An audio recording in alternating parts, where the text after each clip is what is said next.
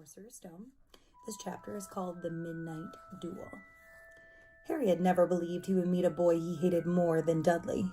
That was before he met Draco Malfoy. Still, first-year Gryffindors only had potion with the Slytherins, so they didn't have to put up with Malfoy much. Or at least, they didn't until they spotted a notice pinned up in the Gryffindor common room that made them all groan. Flying lessons would be starting on Thursday, and Gryffindor and Slytherin would be learning together. "Typical," said Harry darkly. "Just what I always wanted, to make a fool of myself on a broomstick in front of Malfoy." He had been looking forward to learning to fly more than anything else. "You don't know that you'll make a fool of yourself," said Ron reasonably. "Anyway, I know Malfoy's always going on about how good he is at Quidditch, and I bet that's all talk." Malfoy certainly did talk about flying a lot.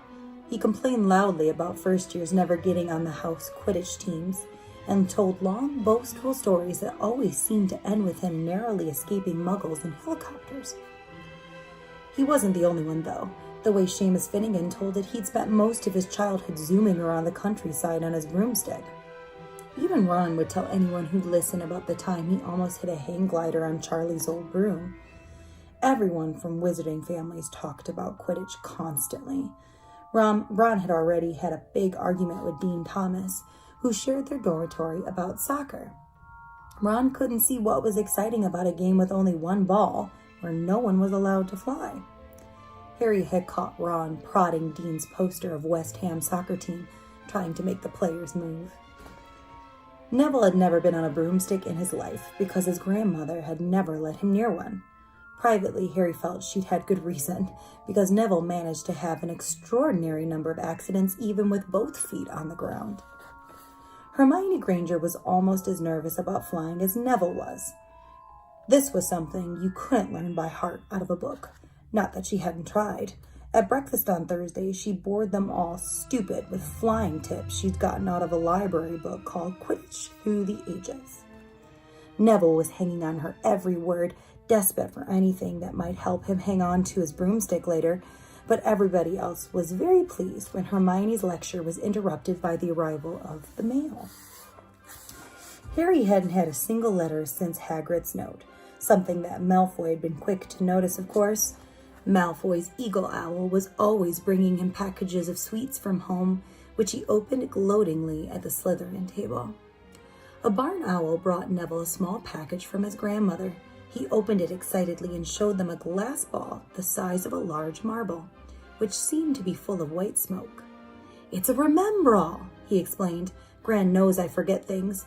This tells you if there's something you've forgotten to do. Look, you will hold it tight like this, and if it turns red..."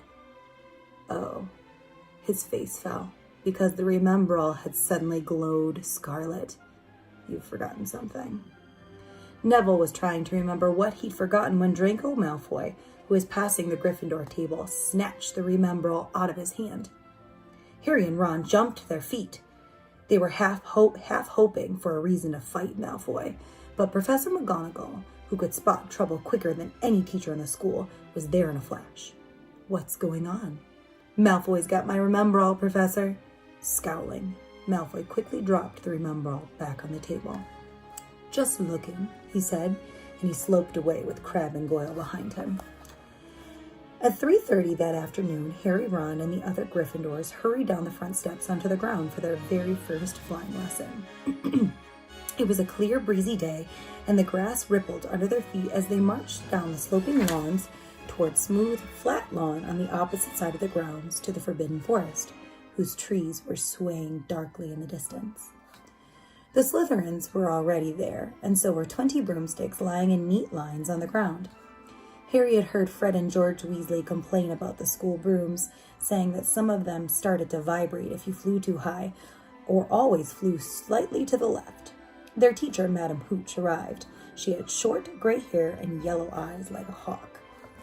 "Well, what are you waiting for?" she barked. "Everyone stand by a broomstick. Come on, hurry up." Harry glanced down at his broom. It was old, and some of the twigs stuck out at odd angles. "Stick your right hand over your broom," called Madame Hooch at the front, "and say, 'up.'" "Up!" everyone shouted. Harry's broom jumped to do his hand at once. but it was one of the few that did. Hermione Granger's had simply rolled over onto the ground, and Neville's hadn't moved at all. Perhaps brooms, like horses, could tell when you are afraid, thought Harry. There was a quiver in Neville's voice that said only too clearly that he wanted to keep his feet on the ground. Madame Hooch then showed them how to mount their brooms without sliding off the end, and walked up and down the rows correcting their grips. Harry and Ron were delighted when she told Malfoy he'd been doing it wrong for years. "Now, when I blow my whistle, you kick off from the ground. Hard," said Madame Hooch.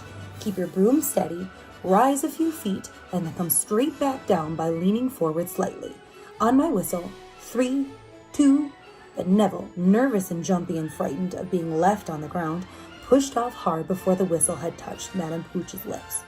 "Come on, boy," she shouted, but Neville was rising straight up like a cork shot out of a bottle.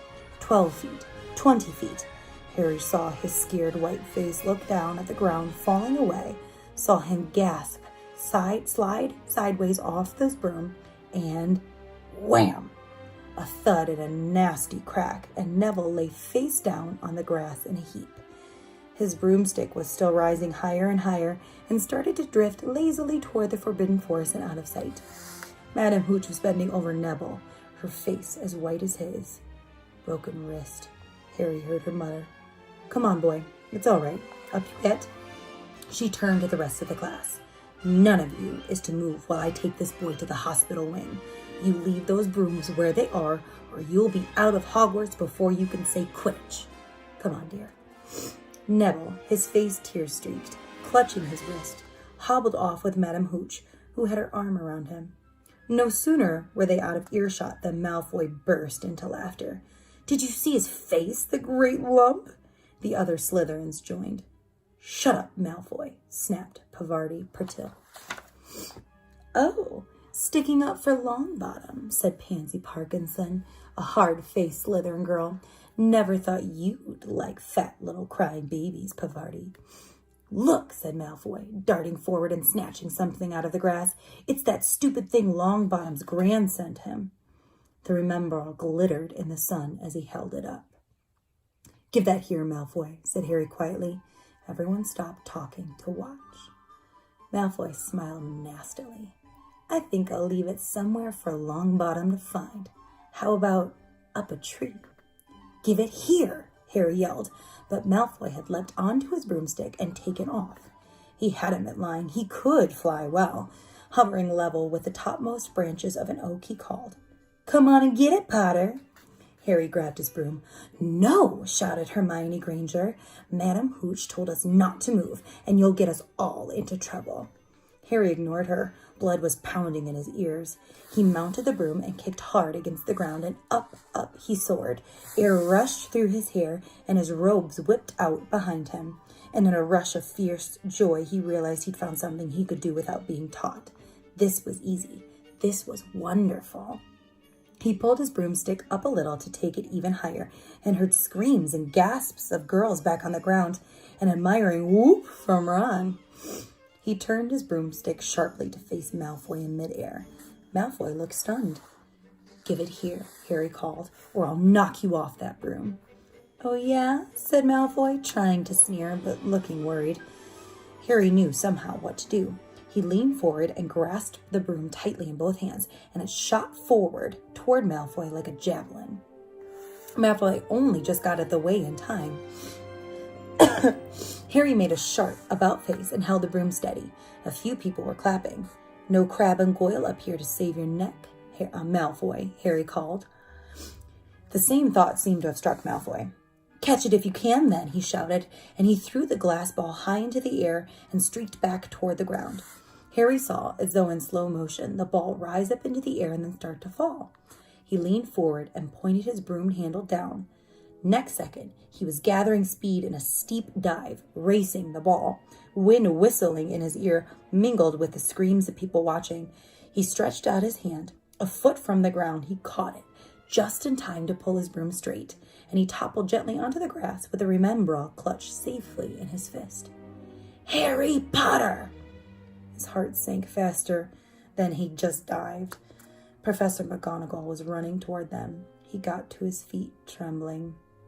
Never in all my time at Hogwarts. Professor McGonagall was almost speechless with shock, and her glasses flashed furiously. How dare you? Might have broken your neck. It wasn't his fault, Professor. Be quiet, Miss Patil. But Malfoy, that's enough, Mr. Weasley. Potter, follow me now. Harry caught sight of Malfoy, Crabbe, and Goyle's triumphant faces as he left, walking numbly in Professor McGonagall's wake as she strode toward the castle. He was going to be expelled. He just knew it. He wanted to say something to defend himself, but there seemed to be something wrong with his voice. Professor McGonagall was sweeping along without even looking at him. He had to jog to keep up. Now he'd done it. He hadn't even lasted 2 weeks. He'd be packing his bags in 10 minutes. What would the Dursleys say when he turned up on the doorstep? Up the front steps, up the marble staircase inside, and still Professor McGonagall didn't say a word to him. She wrenched open the doors and marched along corridors with Harry trotting miserably behind her. Maybe she was taking him to Dumbledore. He thought of Hagrid, expelled but allowed to stay on as gamekeeper. Perhaps he could be Hagrid's assistant. His stomach twisted as he imagined it, watching Ron and the others becoming wizards while he stumped around the grounds carrying Hagrid's bag. Professor McGonagall stopped outside a classroom. She opened the door and poked her head inside. Excuse me, Professor Flitwick, could I borrow Wood for a moment? Wood? Thought Harry, bewildered. Was Wood a cane she was going to use on him? But Wood turned out to be a person, a burly fifth-year boy who came out of Flitwick's class looking confused. Follow me, you two, said Professor McGonagall, and they marched up the corridor, Wood looking curiously at Harry. In here. Professor McGonagall pointed them into a classroom that was empty except for Peeves, who was busy writing rude words on the blackboard. Out, Peeves, she barked. Peeves threw the chalk into a bin, which clanged loudly, and he swooped out, cursing. Professor McGonagall slammed the door behind him and turned to face the two boys. Potter, this is Oliver Wood. Wood, I found you a seeker. Wood's expression changed from puzzlement to delight. Are you serious, Professor? Absolutely, said Professor McGonagall crisply. The boy's a natural. I've never seen anything like it. Was that your first time on a broomstick, Potter? Harry nodded silently. He didn't have a clue what was going on, but he didn't seem to be expelled, and some of that feeling started coming back into his legs. Harry, he caught the thing in his hand over a 50-foot, he caught that thing in his hand after a 50-foot dive, Professor McGonagall told Wood. Didn't even scratch himself. Charlie Weasley couldn't have done it. Wood was now looking as though all his dreams had come true at once. Ever seen a game of Quidditch, Potter? He asked excitedly.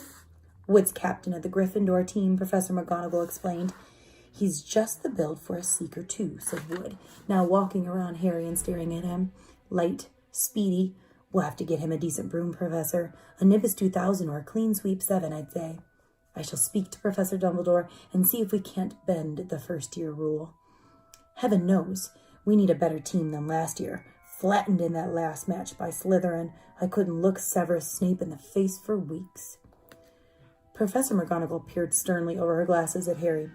I want to hear you're training hard, Potter, or I may change my mind about punishing you.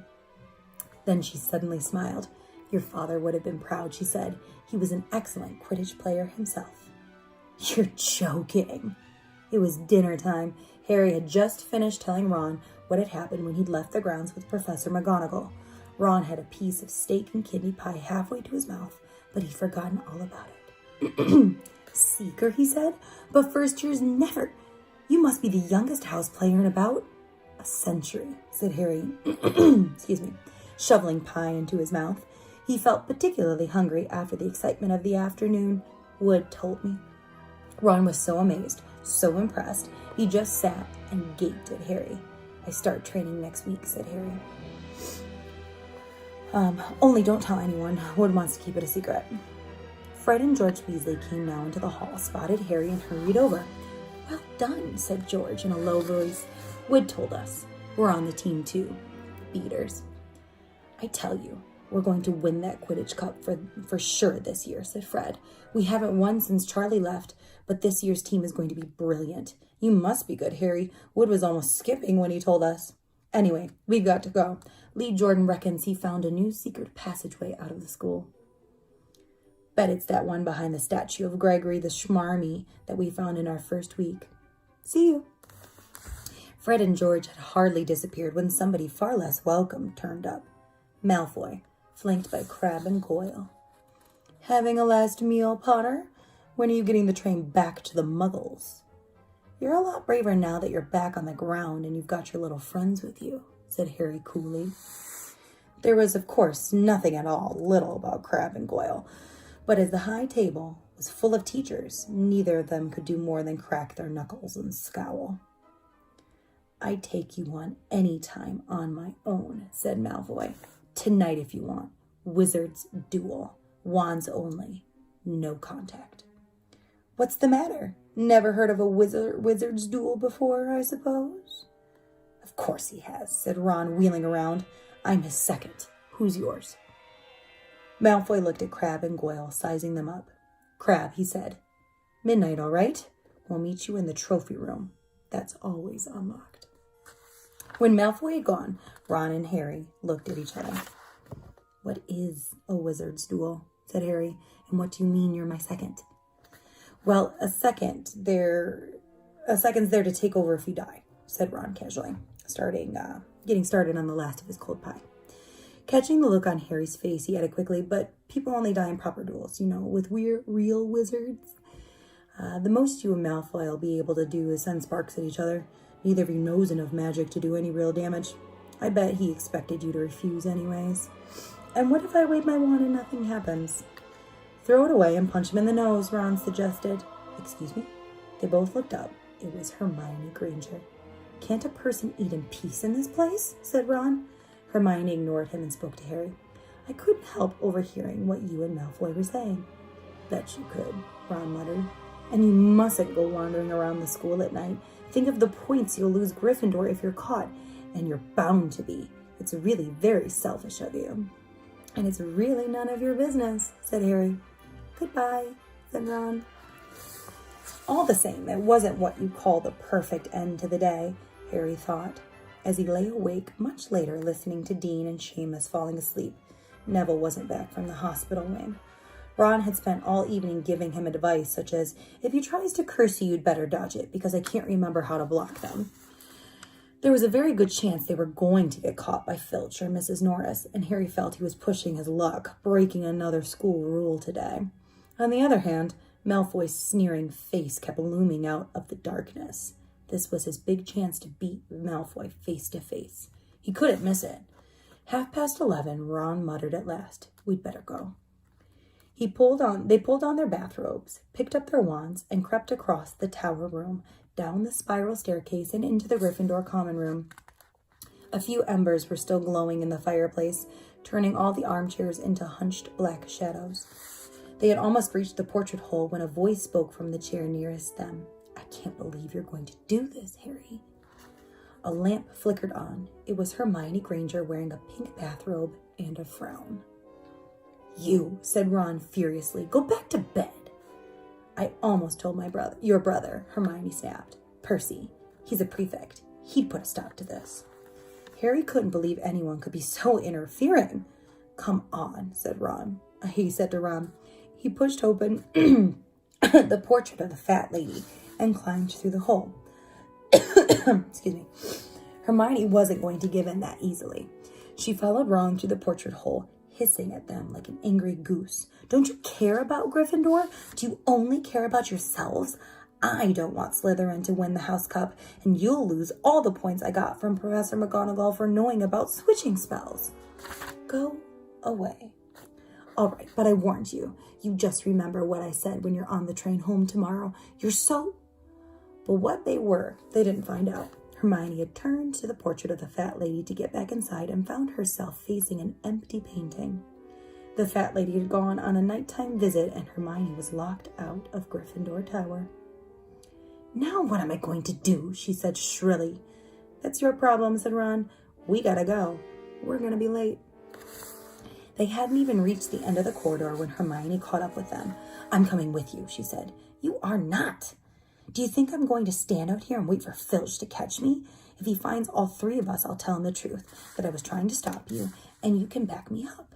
You've got some nerve, said Ron loudly. Shut up, both of you, said Harry sharply. I heard something. It was sort of snuffling. Mrs. Norris? Breathed Ron, squinting through the dark. It wasn't Mrs. Norris. It was Neville. He was curled up on the floor, fast asleep, but jerked suddenly awake as they crept nearer. Thank goodness you found me. I've been out of here for hours.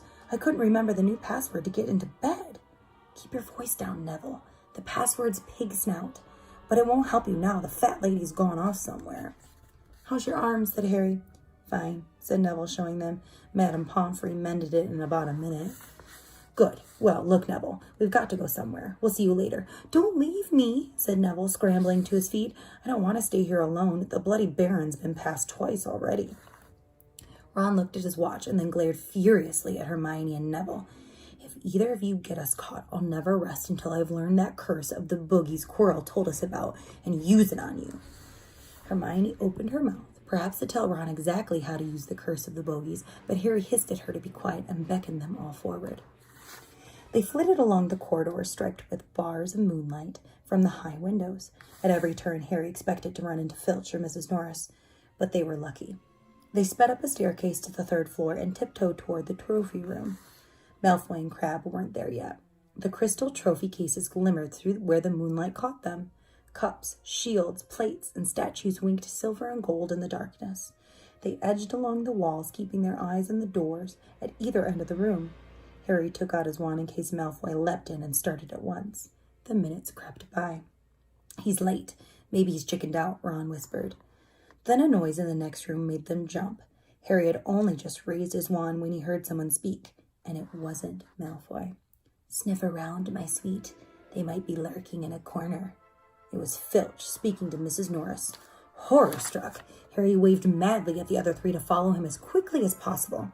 They scurried silently toward the door, away from Filch's voice. Neville's robes had barely whipped around the corner when they heard Filch enter the trophy room.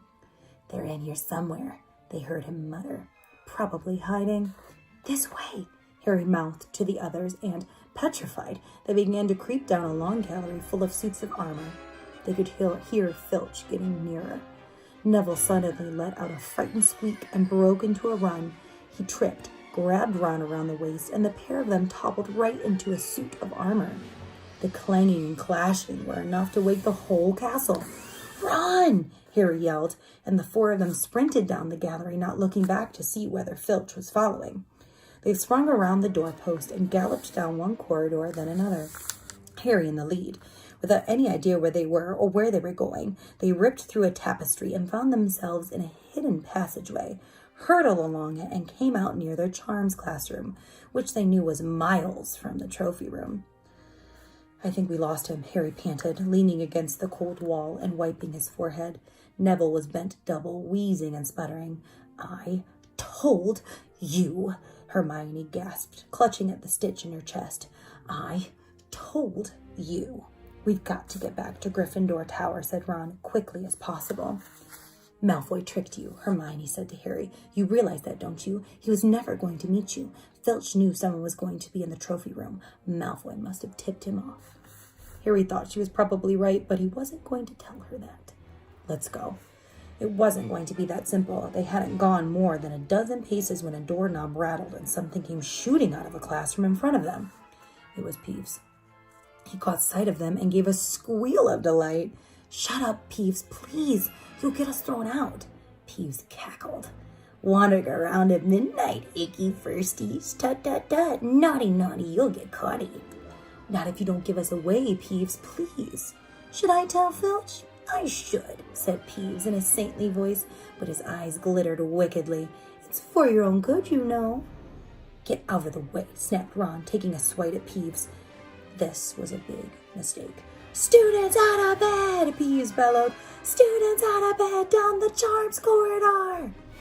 Ducking under Peeves, they ran for their lives, right to the end of the corridor where they slammed into a door, and it was locked. This is it, Ron moaned, and they pushed helplessly at the door. We're done for. This is the end. They could hear footsteps, Filch running as fast as he could toward Peeves' shouts. "Oh, move over," Hermione snarled. She grabbed Harry's wand, tapped the lock, and whispered, "Alohomora." The lock clicked, and the door swung open. They piled through it, shut it quickly, and pressed their ears against it, listening. "Which way did they go, Peeves?" Filch was saying. "Quick, tell me." "Say please." "Don't mess with me, Peeves. Now where did they go?" "Shan't say nothing if you don't say please," said Peeves in his annoying sing-song voice. "All right. Please." "Nothing. Ah, ha, ha, ha. I told you I wouldn't say nothing if you didn't say please. Ha, ha, ha." And then they heard a sound of Peeves whooshing away and Filch cursing in rage. "He thinks this door is locked," Harry whispered. "I think we'll be okay. Get off, Neville." For Neville had been tugging on his sleeve of Harry's bathrobes for the last minute. "What?" Harry turned around and saw quite clearly what. For a moment, he was sure he's waking into a nightmare. This was too much on top of everything that had happened so far. They weren't in a room, as he had supposed. They were in a corridor, the forbidden corridor on the 3rd floor. And now they knew why it was forbidden. They were looking straight into the eye of a monstrous dog, a dog that filled the whole space between ceiling to floor. It had 3 heads, 3 pairs of rolling, mad eyes, 3 noses, twitching and quivering in their direction, 3 drooling mouths, saliva hanging in slippery ropes from yellowish fangs. It was standing quite still, all 6 eyes staring at them, and Harry knew that the only reason they weren't already dead was that their sudden appearance had taken it by surprise. But it was quickly getting over that. There was no mistaking that those thunderous growls meant. Harry groped at the doorknob. Between Filch and death, he'd take Filch. He fell backward. Harry slammed the door shut, and they ran. They almost flew back down the corridor. Filch must have hurried off to look for them somewhere else, because they didn't see him anywhere. But they hardly cared. All they wanted to do was put as much space as possible between them and that monster. They didn't stop running until they reached the portrait of the fat lady on the 7th floor. "Where on earth have you all been?" she asked, looking at their bathrobes hanging off their shoulders and their flushed, sweaty faces. "Never mind that. Pigs now, panted Harry, and the portrait swung forward. They scrambled into the common room and collapsed, trembling, into armchairs. It was a while before any of them said anything. Neville, indeed, looked as if he'd never speak again. "What do you think they're doing, keeping a thing like that locked up in a school?" said Ron finally. "If any dog needs exercise, that one does." Hermione had got both her breath and her bad temper back again. "You don't use your eyes, any of you, do you?" she snapped. "Didn't you see what it was standing on?" "The floor," Harry suggested. "I wasn't looking at its feet. I was too busy with its heads." "No, not the floor. It was standing on a trap door. It's obviously guarding something." She stood up, glaring at them. "I hope you're pleased with yourselves.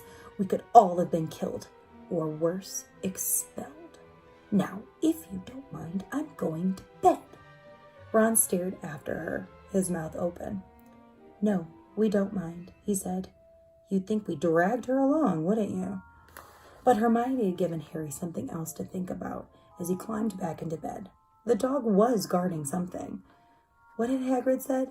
Gringotts was the safest place in the world for something you wanted to hide, except perhaps Hogwarts.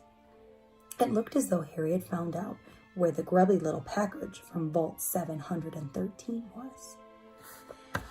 There you have it. We'll read Chapter 10 next.